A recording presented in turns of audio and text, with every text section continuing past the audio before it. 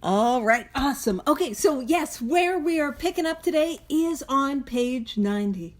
And what we were talking about last week was the idea of working with others and 12-step work. And what we kicked it off with, just a little bit of review. Page 90 is easier to find than some of the Roman numerals. I should do more review when we're in Roman numerals. But page 90, we're going to be picking up on sometimes it is wise to wait until he goes on a binge. So that's where we're kicking off. But what we spoke about last week is we dove into step 12 in the chapter working with others, and we kicked it off with 2 paragraphs of powerful promises. And I mean, we talked about permanent sobriety. And if I want permanent sobriety, I have to work intensively with other alcoholics. And so and with other alcoholics, not on them, not trying to fix, save, manage, change, cure, any of that. But it's got to be intensive. It's got to be inconvenient. So we kicked it off with those promises. And then we spoke about, where do I find alcoholics to work with? And in 2025, the easiest place to find alcoholics to work with is a meeting. Because you'll find alcoholics that are at least somewhat interested in not drinking because they're at a meeting. So that is one of the best places to go. And I don't think I mentioned this last week, but one of the few times that I utilized the suggestion of 90 meetings in 90 days is when I got sponsees that need sponsees. I'm like, you hustle your bustle and you get to as many meetings as you can to find some of them. And none of them actually are able to even do 90 and 90. So not a useful suggestion if we're just trying to stay sober. We can't, but finding sponsees, it's not the worst one I've given. And so we also spoke about public information, cooperation with the professional community, hospitals and institutions, public information, these different committees that engage Alcoholics Anonymous with potential alcoholics. So those are other ways we can get involved in service.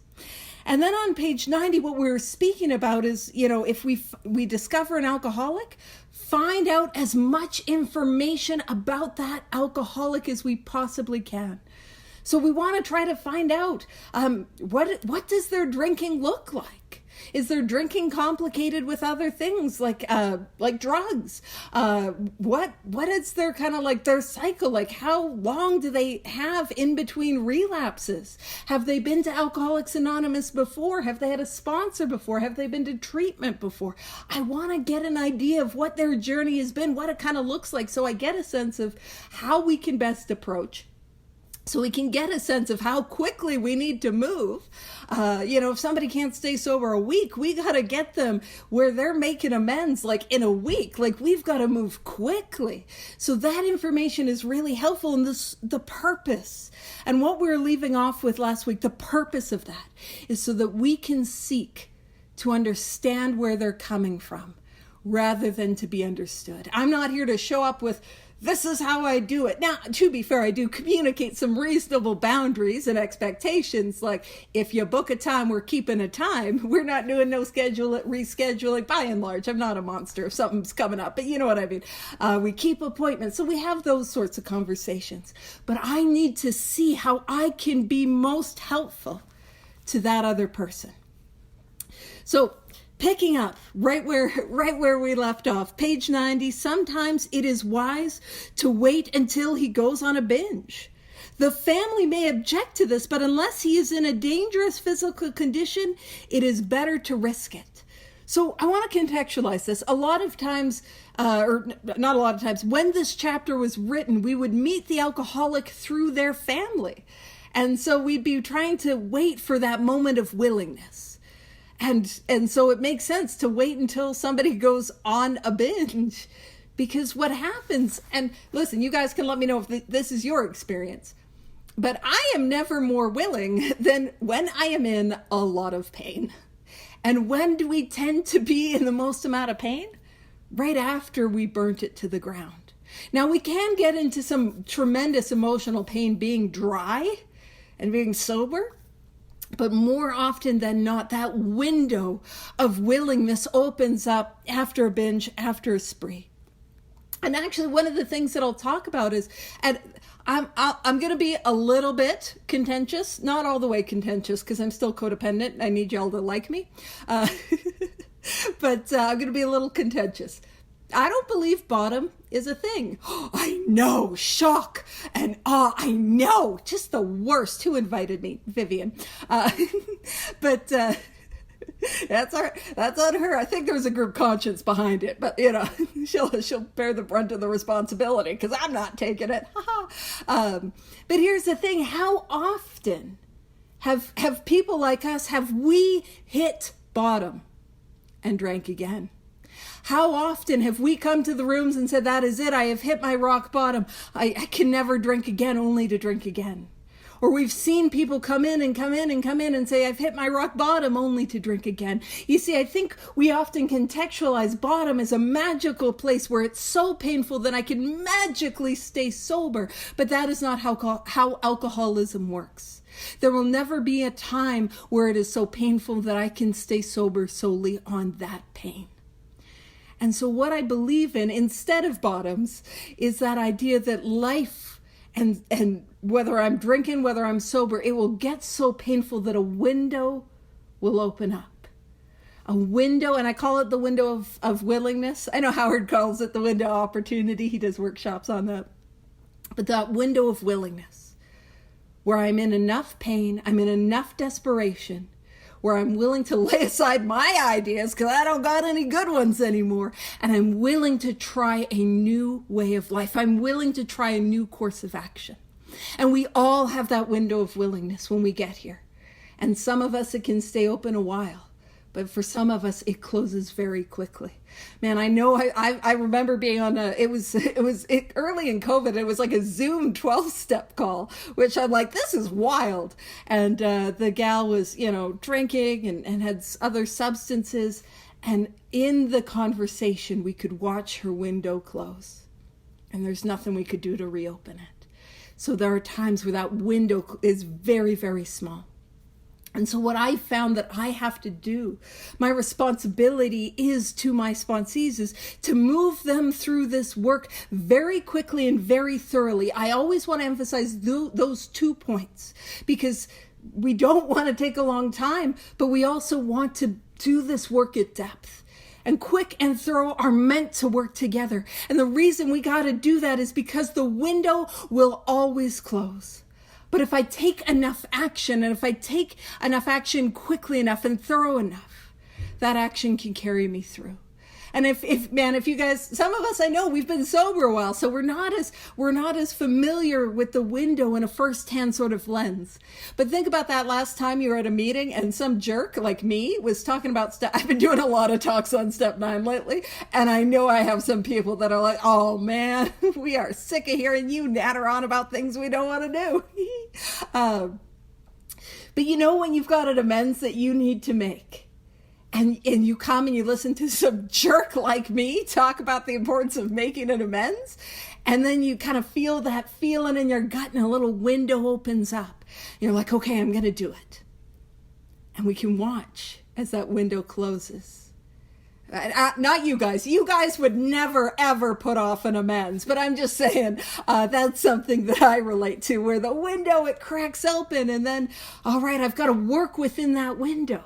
Right? Like, I know for me that if that window's open, I got to send that approach right there, right now, do it. Because goodness gracious, that window, it is going to close. And I will talk myself out of it, and I will justify, and I will rationalize, and I don't need to, or I will just get spiritual amnesia, just forget all about it, until the next time I'm at a meeting where some jerk talks about Step 9 and I get the twisties and the resisties. And it's just like that working with sponsees. There is a window where they are willing to take a course of action that they are afraid to take, because who wouldn't be afraid of this, right? And so if we move through that, we can get them to the other side before that window closes. So quickly and thoroughly. And again, that is why it is suggesting it might be wise to wait until he goes on a binge. Man, I am one sentence in, and we're like 10 minutes in. Oh man. I'm all about speed when working with sponsees. That might not be true as we do big book studies though. Yikes. Although I do have the speed in talking too quickly. That I like, my brain's default setting is 1.25 speed at least. All right. So it says the family may object to this, but unless he is in a dangerous physical condition, it's better to risk it. Don't deal with him when he is very drunk, unless he is ugly and the family needs your help. So what it's saying is, like, if an alcoholic is really, really, really intoxicated, there's not too much that we can do to help. Like, I don't take a hard, like, if you're drinking, I won't talk to you. But if you're drinking, our conversation is going to be pretty short.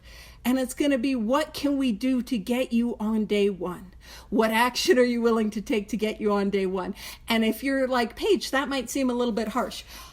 I am somebody who spent a lot of time being taken hostage on phone calls because I didn't want people to think I was mean to them. And I will let you know, I'd be taken hostage by somebody in a blackout. They didn't even know they had called me. So I promise you, it was not an effective time for anyone. It wasn't helpful for them. It wasn't helpful for me. So if somebody is drinking, that's sort of the conversation is like, do you think you'll be ready to go tomorrow? Like, could we get into the work tomorrow? Do you need detox? Do you need, like, that's the conversation. So it says, wait for the end of a spree or at least a lucid interval. So those moments where the window is open. Then let his family or a friend ask him if he wants to quit for good and if he would go to any extreme to do so. So some of you might already have some notes in your book. But if you don't have notes in your book at this point, we're going to be making some. I'm so sorry. We're bouncing around. The goal is to get through this paragraph today. I will. I promise I will.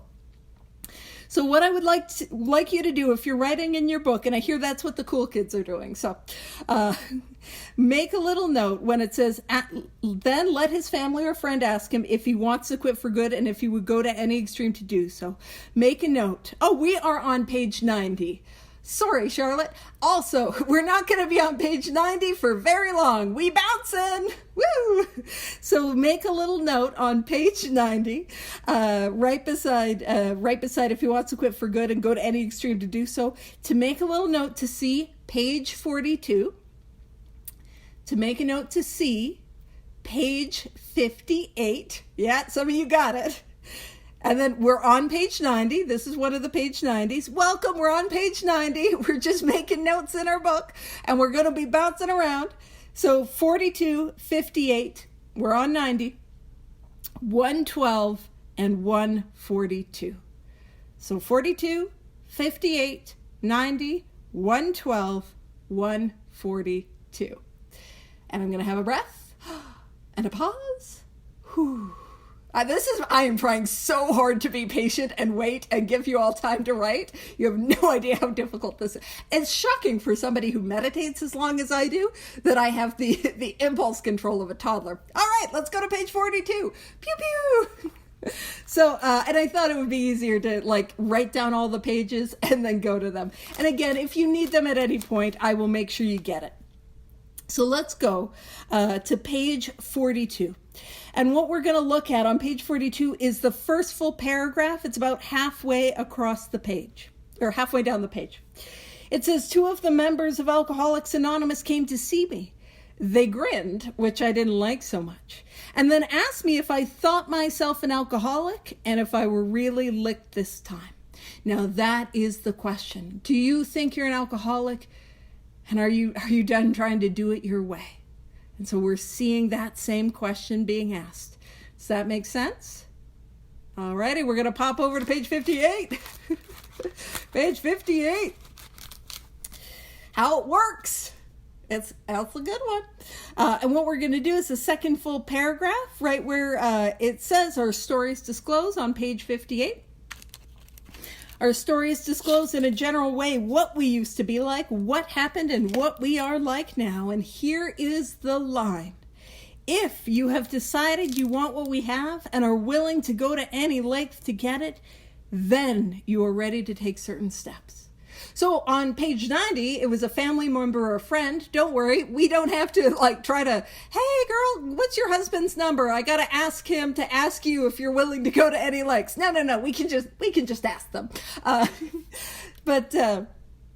On page 90, it's a family member or friend ask if they want to quit drinking, if they're willing to go to any lengths. On page 42, it was alcoholics asking, do you think you're an alcoholic? Are you really lit this time? On page 58, the book is asking us. Bill Wilson is writing and asking us, do you want what we have, and are you willing to go to any lengths to get it? Again, what we have here in Alcoholics Anonymous is permanent contented sobriety. That's what we have. That is what is on offer. And are we willing to go to any length to get it? And if you're not, that's okay. But that's the question that we're starting with, that we're asking. All right. And then we went to page 90, so we will skip over to page 112. So let's pop over to page 112. And it is, if you go to the very bottom paragraph, chances are you just go one paragraph up. There are people who do big book studies that have the paragraphs like numbered, which is a great way to do that. But I don't want to count. It's 1, 2, 3. Oh, it's the third. It's only the third paragraph now. That wasn't that hard. I used to be a math tutor. That should scare all of us. Alrighty. So, page 112, suppose, however, your husband fits the description of number 2. That's the paragraph we're at. It says, the same principles which apply to husband number 1 should be practiced, but after his next binge. So even this idea of waiting till the end of a binge, waiting to the end of a spree, it says, ask him if he would really like to get over drinking for good. Do not ask that he do it for you or anyone else. Just would he like to? Do you want to quit drinking? Do you want to be free of this thing? All right, so let's pop over to page 142. 142. And it's going to be the first full paragraph right at the top of the page, but we're going to go a couple lines down. So I will read it. Welcome. We are on page 142, but we're going to be bouncing back to page 90. We're glad you're here. No, it's not a ladies' meeting. I know immediately everyone's like, it's a ladies' meeting? Nah, we're glad you're here. All right, so 142, first full paragraph. Next. He can be assured that you do not intend to lecture, moralize, or condemn. If this was done formally, it was because of misunderstanding. If possible, express a lack of hard feelings towards him. At this point, it may be well to explain alcoholism, the illness. Say that you believe he is a gravely ill person, gravely as in fatal. With this qualification being perhaps fatally ill, does he want to get well? That same question, do you want to get well? You ask because many alcoholics being warped and drugged do not want to quit. But does he? Will he take every necessary step, submit to anything to get well, to stop drinking forever? Now, this is the employer to the employee, the alcoholic that is their employee, and it goes on a layer deeper. If he says yes, does he really mean it? Or down inside, does he think he's fooling you? And that after rest and treatment, he will be able to get away with a few drinks now and then. We believe a man should be thoroughly probed on these points. Be satisfying he's not deceiving himself or you. And so the reason that we're bouncing around, and we can head back over to page 90, third full paragraph. The reason that we're bouncing around and seeing this is that these are not brand new instructions. This is a thread of recovery that we see from step 1 to when we begin to approach our own third step, to how we work with others and carried on. So this idea, do I want to go to any lengths? But also, when we're working with others, now this is hard because I am codependent as heck. And I, believe it or not, I've done a lot of work around the codependency. Like I've done steps on like this. I've done a whole set of Al-Anon steps and steps around it. Like this is what freedom, there's more freedom than what I'm demonstrated. But this is what freedom looks like. But here's the thing. I, when I'm working with somebody, I think I need to convince them. I think I need to convince them to be willing. I know you guys are perfect spiritual beings and would never fall into that codependent trap. But I think I've got to convince them. I've got to be willing, make them willing to do actions they don't want to do. I've got to convince them that they're an alcoholic. I've got to convince them that they need help. No, that's not my job. My job is to simply lay down the description of what it means to be an alcoholic, what it means to have this illness, to be clear on that so I can help them diagnose themselves. So even if they're not interested, a seed is planted. And I need to have experience with this program of action and experience with our spiritual awakening so I can share clearly, concisely what it is we do to get well and what the result is. And my job is to offer that. Yeah, I've been on Tradition 9. Great suffering and great love are our only disciplinarians. We need no other. My great love is my responsibility to you. An adequate presentation of the program. That is what we've got to lay down at their feet. But convincing somebody to do it, that's not our job. That's, if you've worked with enough alcoholics, you know it doesn't work. Oh, it is frustrating. Oh, and you guys know, I joke, I will drag my sponsees. But as soon as they start kicking and screaming, that's when I let go. I'll drag them, but they start giving little kicks and it's like, okay, all right, And so, what is going to convince them? It is great suffering. Great suffering. And that is alcoholism's responsibility. That's alcoholism's responsibility. And that's kind of what it's talking about when it's like trying to find them in that moment of willingness. And when somebody's willing, I'm like, let's go. Like, let's go hard. Let's go fast so that we don't have time to think about why we shouldn't do it and why we're afraid and let's go. But that is great suffering's job. So if they're not interested, they are not interested. And our job is not to convince them. And actually, as we go on, I'll share with you the little working with others flow chart. If they're not interested, we allow them the dignity of their own experience. Earlier on, it talks about if the alcoholic thinks they can do the job in some other way. Actually, that's coming up, but we spoke about if the alcoholic, I can control my drinking. Oh, well, my hat is off to you, We encourage them to follow their conscience. Because one of two things will happen. By the way, if you're working with somebody that's like, I don't want to do the steps. I don't want to go to meetings. I don't want to do inventory. Who does? Me. I don't want to do any of this. One of two things will happen. One is they won't do it because they're not going to do it anyways. And that's fine. And maybe they don't have the illness that I have. Maybe whatever they do is going to work for them. And some of us are like, a little skeptical. But the other is that it won't work. And it not working allows them the opportunity to come to the end of themselves. I've got to try all my little plans and designs. It's rude that they say little plans and designs. I thought they were pretty grand. Nah, they were tiny. I gotta come to the end of myself, and I can only do that when I run out of me. When I run out of me, that I'm willing to try another way. So that might be a part of their development. So if they're like, no, I want to do this therapy, or I want to go to the gym, or I've met him with the blue eyes and the matching grippy socks, it's meant to be. I was looking for Mr. Right, but I'd settle for Mr. Right out of jail. I bypassed Mr. Right now to Mr. Right out of jail. Woo! And they gotta just have that experience. That's not my job to convince them. But I do plant the seed with what we have here.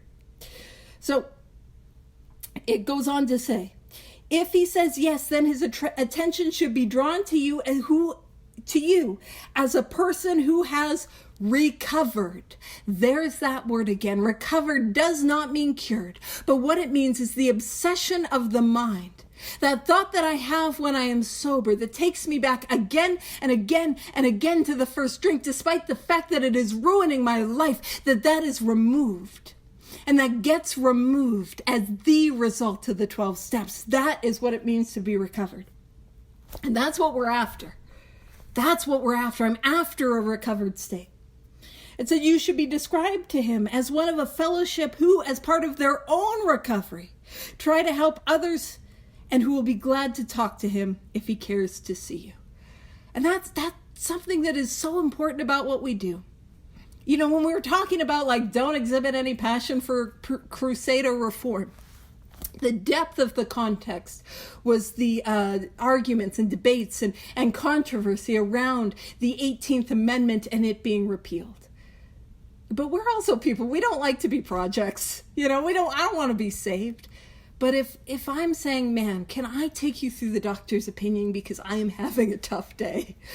Could I just take you through the doctor's opinion? I just need to. It'd help me out. Man, there's something about, and none of us believe it until we start working with others. None of us believe that that like it helps us more than it helps the person that we're helping. You know what I mean? We don't believe it until we start working with others. Anyway, you should be described to him as one of a fellowship who is part of their own recovery, who, as part of their own recovery, try to help others and who will be glad to talk to him if he cares to see you. If he does not want to see you, never force yourself upon him. The boundaries. There's implicit boundaries. Just that sponsor, like, knock, knock, knock on the window, like, what are you doing? Not cool. Not cool. I don't travel. But by the way, I will let you know, sometimes we approach working with others in a black and white way where it's like, you know, you're working, you know, when you're working with a sponsee and then all of a sudden they drop off and you don't hear from them. It's okay to send them a message, even like 2 messages. That's like, hey, I haven't seen you. I just wanted to make sure everything's okay. If you've fallen off, it's okay. I'm here to help. Like, we'll get you back on track. And then if you don't hear back from them, another message that's like, hey, I'm here to help whenever you're ready. I'm still here for you. Like, that is not chasing. I'm just throwing that out because I've like, there'll be people, it's like, I've been working with, I'm doing a bit of a hyperbole. It's not quite like this, but it's like, I've been working with her for 30 years and all of a sudden I haven't heard from her. Guess she doesn't want to work with me. I'm like, girl, just reach out, you know?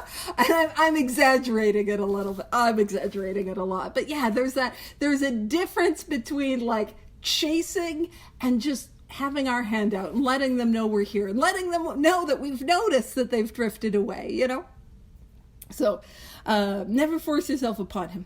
Neither should the family hysterically plead with him to do anything, nor should they tell him much about you. Now, this might seem, obviously, when we get into the chapter 2 whys, we're going to see that being nagged by our family does not work. When it comes to family, we got the walls up, and those walls are stronger than any other ones that we've got. But it's interesting when it says, nor should they tell him much about you. And again, it's because it's often better for an alcoholic to just meet another alcoholic than go through the family. But in those early days, that's often how we get in contact with them.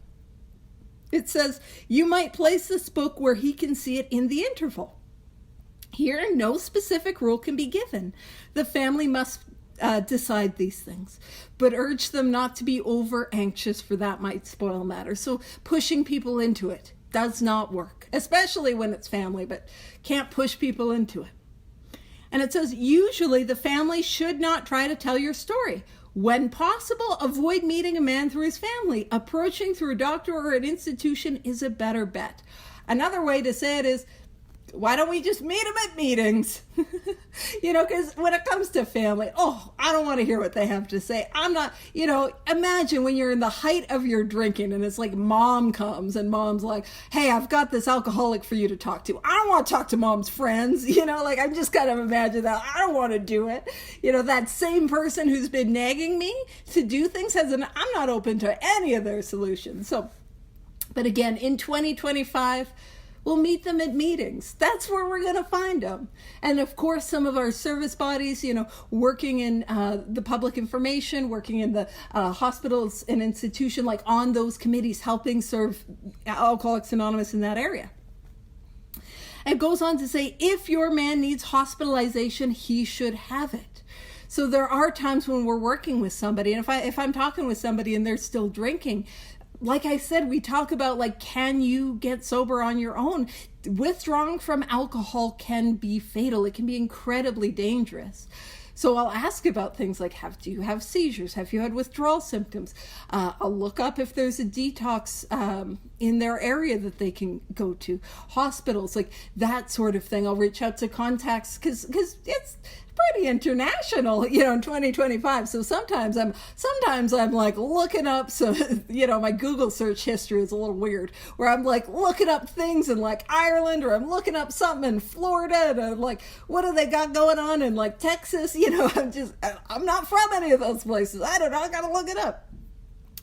And if they need that detox process, that is okay. But it goes on to say, but not forcibly unless he is violent.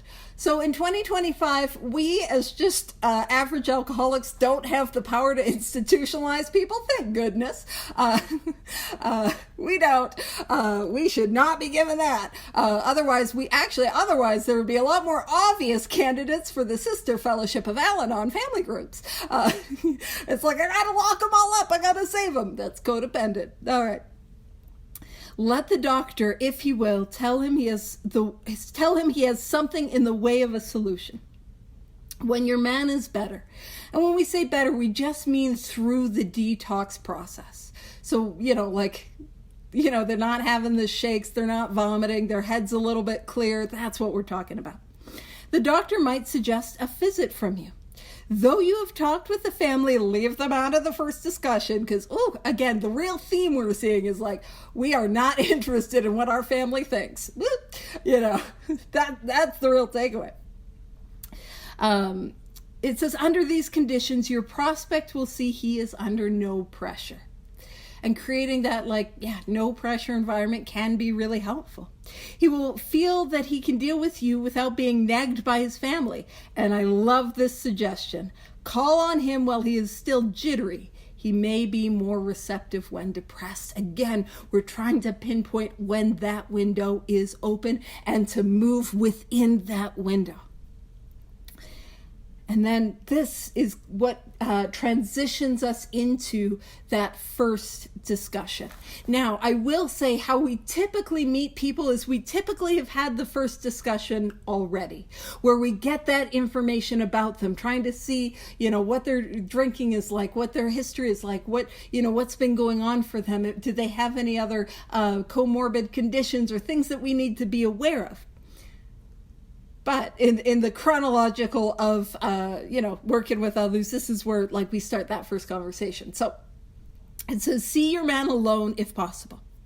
At first, engage in general conversation. After a while, turn the talk to some phase of drinking. Tell him enough about your drinking habits, symptoms, and experiences to encourage him to speak of himself. And one of the things is when we talk about war stories, they're not the most helpful at a meeting level, at a group level. Sometimes they can be, but it's at that one-on-one setting. That's where our war stories can be useful. You start sharing about what your drinking was like. And I kind of joke that I'm a behind the dumpster sort of drinker. And if I get an inkling that you're a behind the dumpster, I'm giving you my behind the dumpster stories. If you are not a behind the dumpster drinker, I want to kind of match your stories, right? To encourage that commonality and that understanding. So tell him enough about your drinking habits, symptoms, and experiences to encourage him to speak of himself. If he wishes to talk, let him do so. You will thus get a better idea of how you ought to proceed. So again, we're trying to seek to understand, to see how we can be helpful. If he is not communicative, give him a sketch of your drinking career up until the time you quit. But say nothing for the moment of how that was accomplished. Although, again, in 2025, they have an idea. It's not quite the mystery it would be if I'm meeting this guy through their family. So I don't need to try to keep that a secret. They're aware. All right, so it says, if he is in a serious mood, dwell on the troubles liquor has caused you. Being careful not to moralize or lecture. If his mood is light, Tell him humorous stories of your escapades. Get him to tell some of his. So again, we're trying to match that person's energy, to connect, to really see how we can best be helpful. So if they are telling you their heartbreaking stories of loss, tell some of yours. And we can begin to sow those seeds of hope, because we're not there anymore. But if they're telling you the funny, and then I fell off the truck, like those sorts of ones, and where are my shoes? Then we match that. Get that talking, because that gift of identification, it can be so powerful. That you've been where I've been, you've drank how I drank, you experienced what I experienced, you know what it is like to say I'm not going to do it again, only to do it again. And when I see that you're just like me, and yet in this moment you're not like me, that is going to help me to grab a hold of it. That you have something real. When he sees you know all about the drinking game, and I was like, I thought it was a career. Turns out it was all fun and games. I'm just kidding. That is not a joke I needed to make. When he sees you know all about the drinking game, I would have made it to the Super Bowl. I would not have. I don't think how my drinking was going. I don't think I would have gotten out of preseason. It wasn't going well. All right. When he sees you know all about the drinking game, commence to describe yourself as an alcoholic. Now, here at the top of page 92, this is important. Tell him how baffled you were, how you finally learned that you were sick. Give him an account of the struggles that you made to stop. And what we're beginning to talk about is that cycle of alcoholism, where we show up and we say, that is it, I am never going to drink again. And I try to put things between me and the first drink, but we want to focus, and we'll see it right here. Show him the mental twist which leads to the first drink of a spree.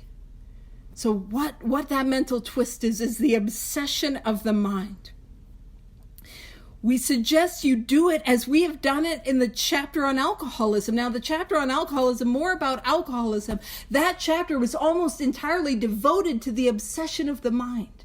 And the real takeaway from that chapter was that a time and a place will come, I will drink again. That is the thrust of that chapter. And so that's what we're trying to do. Focus on the obsession of the mind. We kind of got them with our drunk stories with the allergy. Once we start, we can't stop. And once we get there, we can really focus on the obsession of the mind, because that is what makes this illness hopeless. We suggest you do this as we've done it on the chapter of alcoholism. If he is alcoholic, he will understand you at once. He will match your mental inconsistencies with some of his own. And just for those that have not seen it, I'm just going to toss it up on the screen. This is what we're talking about in reference to the cycle of alcoholism. So what can be really helpful is to share from my own experience times where I have had that firm resolution that I am never going to drink again. Or I've said, that's it, I'm not going to drink, and I have meant it. I have meant it that I am not going to drink again. And then I'm thrust into that restless, irritable discontent, and we can focus here on all the things that we tried, all the ways and means we tried to get sober and to stay sober, and that they did not work. And then what we want to focus on is the obsession of the mind. What was the thought that I had that took me to that first drink? This time will be different. Nobody will ever know. My problem is crack, but I can smoke like a lady. Some of you know that I can't do nothing like a lady. That thought that is on me all day, take a drink, take a drink, take a drink, take a drink, until there is an erosion of what little willpower I have. Or that thought of suddenly, I'm out and there living my life and I got a case of the Suddenlies, I drink in my hand and I almost don't know how it happened. Maybe it was the efforts. Maybe it was I'm going to kill myself anyways. Maybe it is you don't understand my pain. I need a drink. Share with them from our own experience our stories of that, because that is what helps to explain the hopelessness. Now, of course, we take that first drink. We're after that ease and comfort. And then that allergy takes us.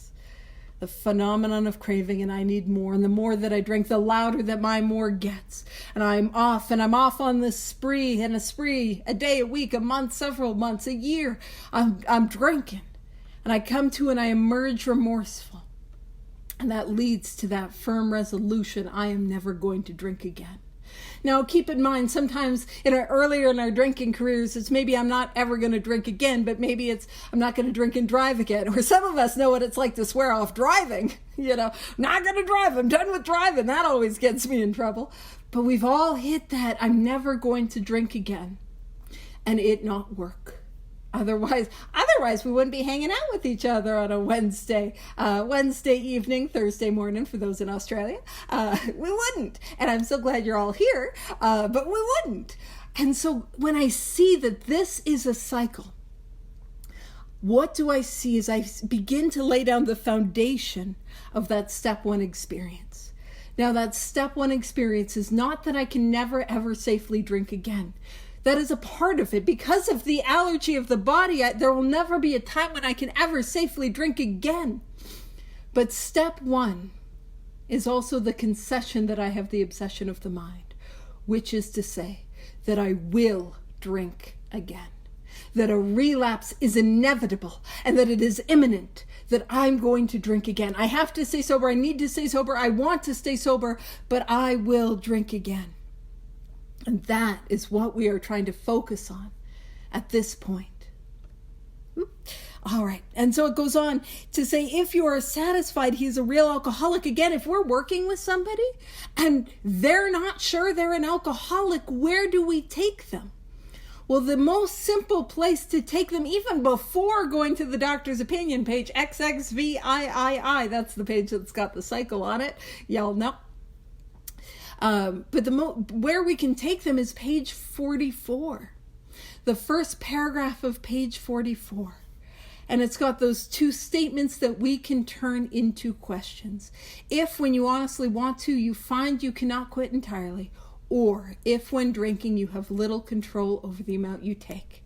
And I see some of y'all are going there, so I'll go a little slower so you can find the page. So page 44, first paragraph. It talks about we hope we've made clear the distinction between the alcoholic and the non-alcoholic. It's 44 plus all the Roman numerals. I hope they were able to do it. But to summarize it, it's this. If, when you honestly want to, you find you cannot quit entirely, that is the obsession of the mind. And then it says or. And I'll be honest with you, I'm an and sort of gal. Or if, when drinking, you have little control over the amount you take. And that question is the best to start with. That's the allergy. So we can take that statement, turn it into a question, and ask, do you have the ability to control the amount you drink every single time you drink? Anyone that's here is going to be like, absolutely not. Absolutely not, right? And because if they were able to control it, why wouldn't they just do that? There's no problem. Your pants are dry, you got your shoes, your marriage is intact, you got a bright future. Love it for you. Can't relate, but I love it for you. So can I relate to the allergy? And more often than not, if we're hanging out, yes. And then we go back to that first statement. If, when you honestly want to, do you find you cannot quit entirely? So I ask, when you have wanted to stay sober, when you've wanted to not drink, have you had the ability to stay sober? And again, if we're hanging out, the answer is probably no. The answer is probably no. And I'll tell you, actually, I'll share with you this experience, because sometimes I have sponsees that, we're here to help each other. And so I had this sponsee, and she was working with this gentleman, and she's like, he's fighting me on everything. And she's like, can you help me? And so I was like, yeah, I'm going to help. But I'm just going to be real clear. I'm just going to be real clear. So I sit down on a video call with the two of them. And I just take him to page 44, and he's like, yep, no, I can never drink again. And then I ask him that second question. If you honestly want to, can you stay sober on your own power? And he's like, yep. And I'm like, wait a minute, what? Wait a minute, what? Cause I'm always quick on my feet. I'm so on the ball all the time. I don't have curveballs thrown at me. I'm ready for anything. Now I'm like, what? what do you mean? Because I knew about this guy. He'd been relapsing. I'm like, what do you mean? And so I asked him, I asked him gentlier than how I'm saying, what do you mean, buddy? I asked him what do you mean by that? Because if you're hanging out here, the signs are you can't. And I know your sponsor shared that you'd been relapsing and struggling. What do you mean? And he's like, well, I made up my own program. And when I was doing that program, I was able to stay sober. And so clearly, again, so what I said was like, okay, why don't you try that again? Why don't you go do that? Now I'm gonna put some context. Again, reminder of the context. He was fighting his sponsor on each and every single suggestion she had for him. This wasn't a guy that was confused but was willing and was open. This was a guy that was fighting her on everything. And I'm not fighting. If you, buddy, go do he's doing his thing his way anyways. Go do it your way. And it'll either work or it won't. But neither one of you are going to be resentful at each other, and that'll be a delight, And so, that's an example. Because I know when it's like, but what do I do if they say no? Well, sometimes we need to explain it a little bit more. Like our experience with most people can get the allergy right away because we know what it's like. It's the obsession of the mind. And so we go to those times where like, hey man, did you need to stay sober for court or a baby shower or a final exam? And were you able to do that? And, then we can kind of awaken to those examples. But those are the two questions. And to be fair, it doesn't say and, it says or. But if I have both, I am hopeless. I am hopeless. What that means is I can never, ever safely drink again, and I will drink again. I'm in trouble. So going back to page 92, and that's the thing. I just also want to give you all the grace to bear with me. I work with alcoholics as we make our way back to page 92, I do work more with women than I do with men or some other types of alcoholics. But what I found, now this is broad stroke stereotype, so please know I'm broad stroke stereotyping it. My experience with women is that women, they will be we've done the work, they're recovered, we've even gone through the book line by line, and they're like, I could never sponsor. I'm going to ruin them. Now, with the guys that I work with, a lot of times it's like they've been sober 3 minutes and we haven't done anything, and they're like, let me sponsor everyone. Broad strokes, generalizations, stereotypes of just, but so many of us feel that I could not, I can do it. I'm going to make them worse. I'm going to remind you that alcoholism is a progressive, incurable, fatal illness. It is already as bad as it can get. It's already as bad as it can get. You are going to make it worse. Now, if you show up with your own experience, a connection to a power greater than yourself, and these directions, it's going to be okay. It's going to be okay. And you don't have to do it perfectly. You don't have to know all the answers. You can say, let me blow your mind on this one. Because I know when it's like we first start sponsoring, it's like, I have to know everything. What if they ask me the capital of Burundi? I don't know that offhand. That's what it feels like. That's what it feels like. It's like, what if they ask me what Dr. Bob's belly button birthday is? I don't know. It's okay. You don't have to know. You can say, you know what? I'm not sure. I'm going to either look that up for you, or if it's okay, I'm going to ask my sponsor and get another set of eyes on this. Did you know you can do that? And did you know if you do that, that helps your sponsee to see that they don't have to be perfect and they don't have to know all the answers, and to see that there are people, a team that is with them, that is helping them. And so I just wanted to throw that out there, just because, you're not going to make it worse. And also, I learned more about sponsoring from doing it wrong than doing it right, and last week I was talking about once a week does not work for me. And Babe was like, I still do once a week. And it's like, if what you're doing is working, Genuinely. If what you are doing is working in how you're carrying the message to others and they're getting sober and staying sober and helping others, then do that. Who cares? Do you know what I mean? Who cares what I say? This is not about my opinion. It's about my experience. It's about your experience. If what you're doing is working, do it. What I was doing for a long time was not working. And I was stuck with my local convention of, we do this and then you do this and you have to do it like this. And it wasn't working. People weren't getting sober. People weren't staying sober. And I could feel that it wasn't working. And so I stopped doing it that way.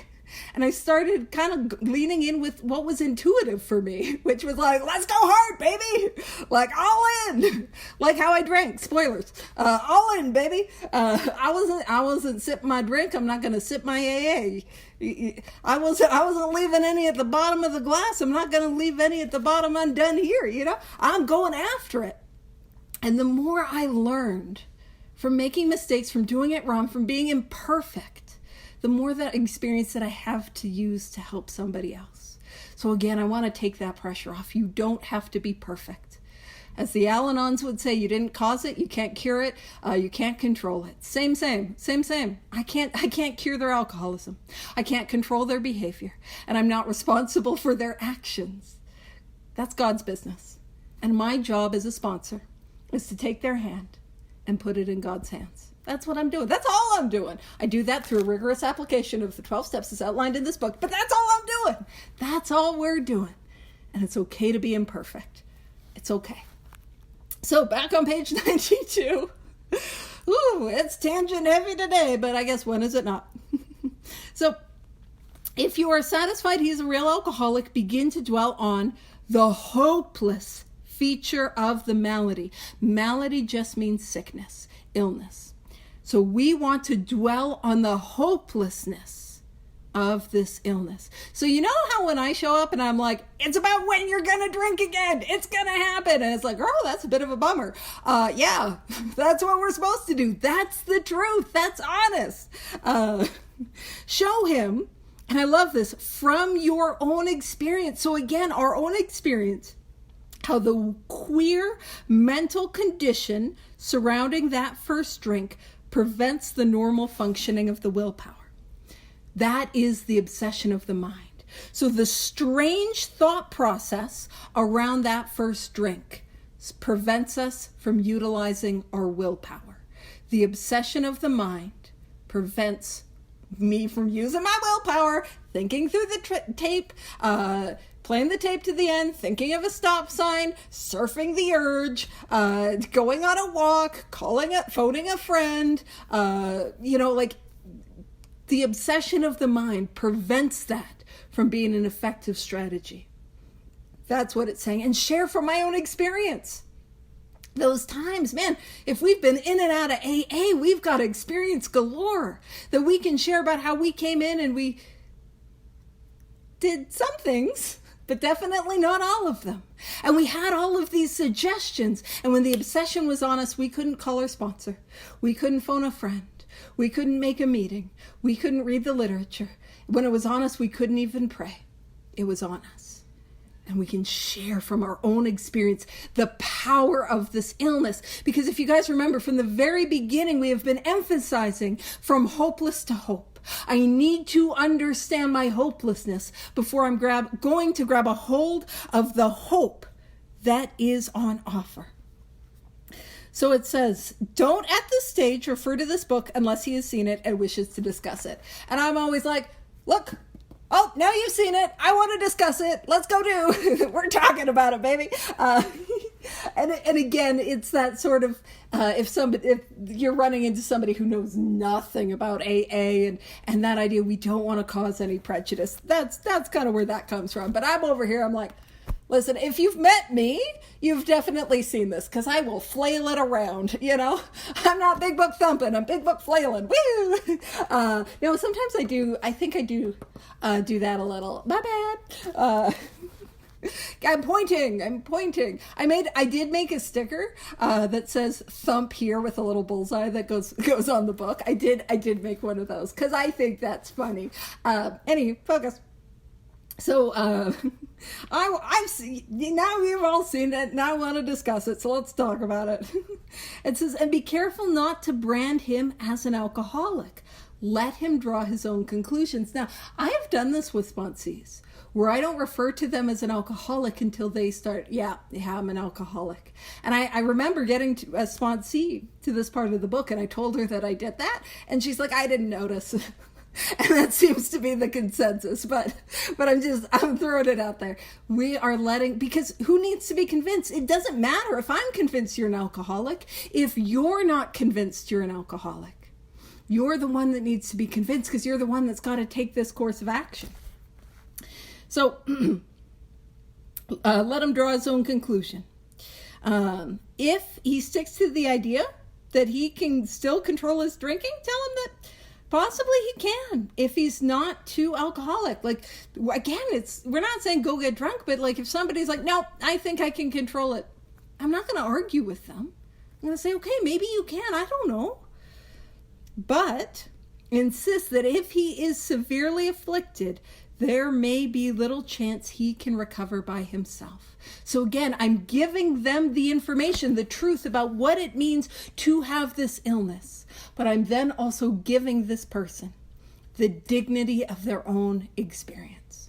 So that is where we're leaving it today, because we're a minute over. So thank you so much, and I'm going to stop the recording.